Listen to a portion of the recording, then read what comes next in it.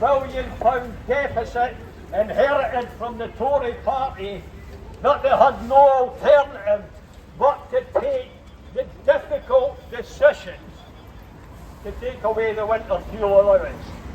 Of course, the difficult decision is anything but, because an attack on the most vulnerable people is exactly what bullies have been doing over thousands of years. The excuse that there was no alternative, of course, is also false. Because if they wanted to take, in their eyes, a real difficult decision, then they would have confronted their paymasters. And they would have said to those paymasters who have benefited from tax loopholes over many years that have saw them making billions, becoming billionaires, they would have said to these paymasters that the time has come, the loopholes are now closed, and you're no longer leeching off society.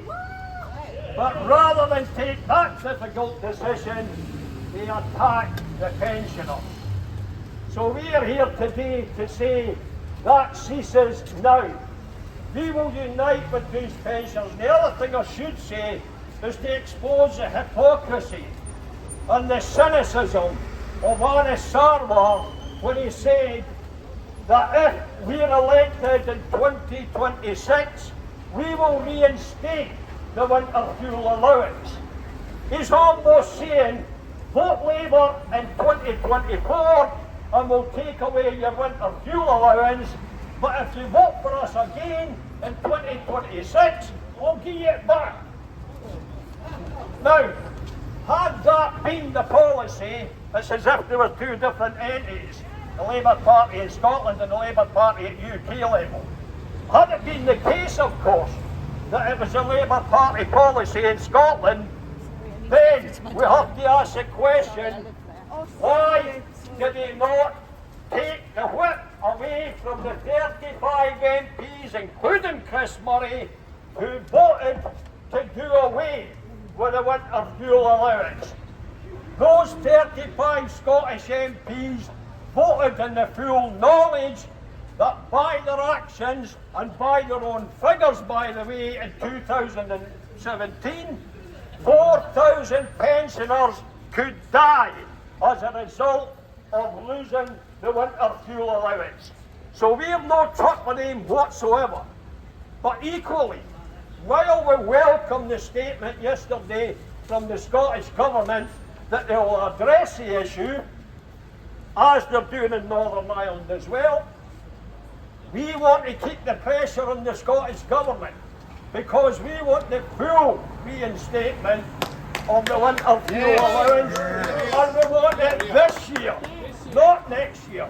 And so, and I see the banner here with us today, if there's anybody who can attend the Unite the Union rally on Tuesday, because they've had a massive campaign on the winter fuel allowance, attend the rally. They're taking to the streets on Tuesday, the day before the Scottish budget on Wednesday, and we'll be marching alongside them to put maximum pressure on the Scottish Government.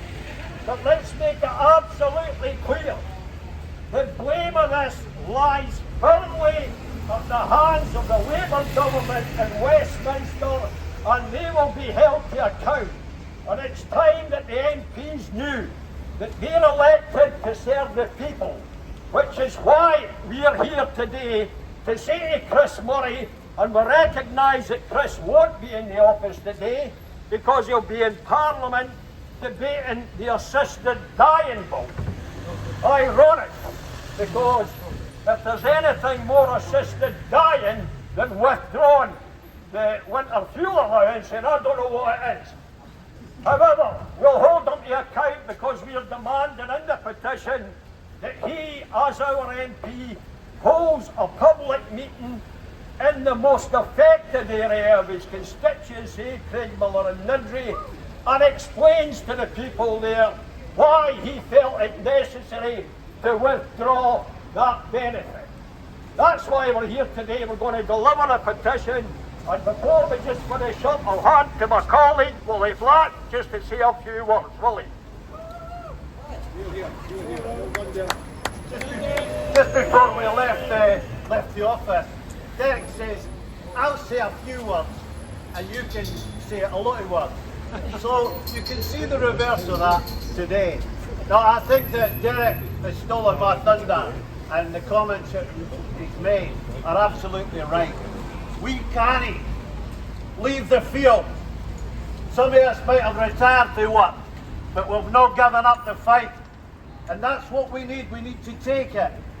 I'll tell you, when we went into Craigmillar and ruined the houses and up the high-rise flats, and to see people living in poverty, experiencing it, and trying to justify or explain their anger can explode in different ways. That anger can be aimed at people who haven't got anything because they haven't got anything, but they feel that they need to point the finger that way or that way instead of that way. And that's what's happening.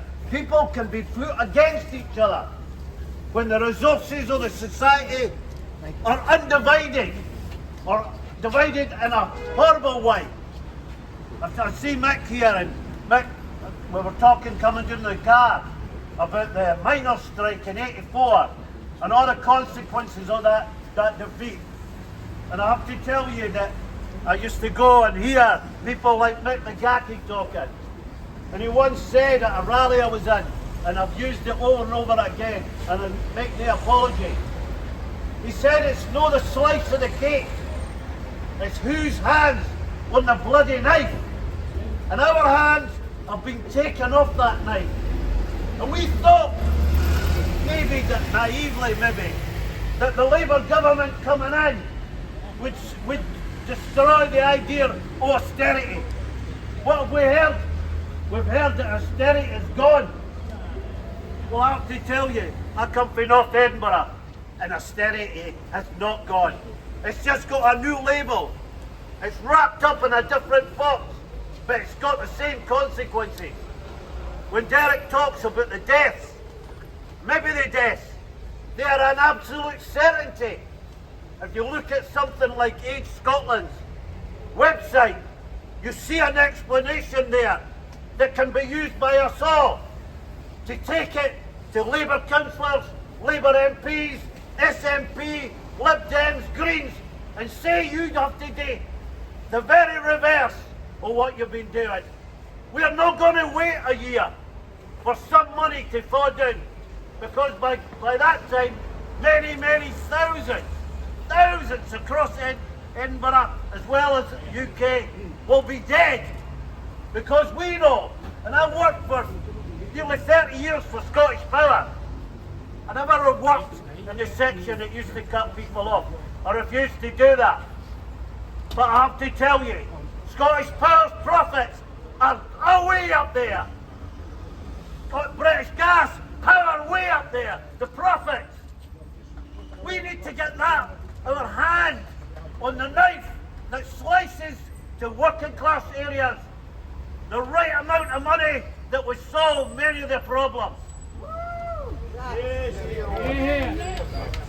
Here usually means shut up. No, I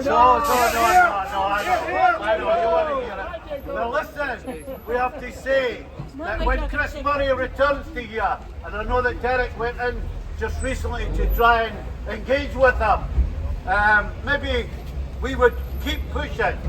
We want him to come to Craigmillar, Niddrie and the other areas and explain why he continues to support the idea of not returning the heating allowance for this year. Make a reversal, make a U-turn. What's wrong with that? I'll shut up. Right. We're going to go and hopefully somebody will come to the door and we'll hand the petition in. And obviously, while we're looking at the door, we also look at the camera and take a good photo.